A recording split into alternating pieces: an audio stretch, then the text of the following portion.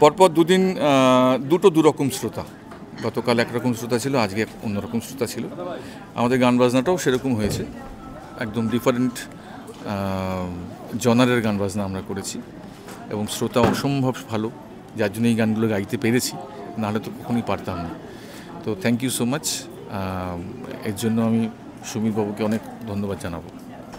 কলেজের আমন্ত্রণে এসে কতটা আপ্লুত, কতটা ভালো লাগলো?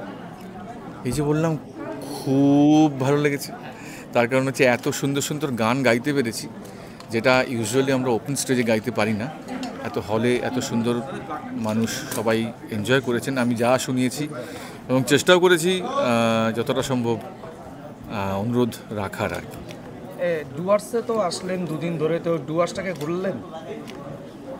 কালকে খয়ের বাড়ি গেছিলাম, আগামীকাল বক্সা জয়ন্তী যাব। তো ইচ্ছা আছে একটু সকালবেলাটা একটু বেড়ানোর, কারণ কালকে বিকেলে আমাদের ট্রেন, আমাদের বেরিয়ে যেতে হবে।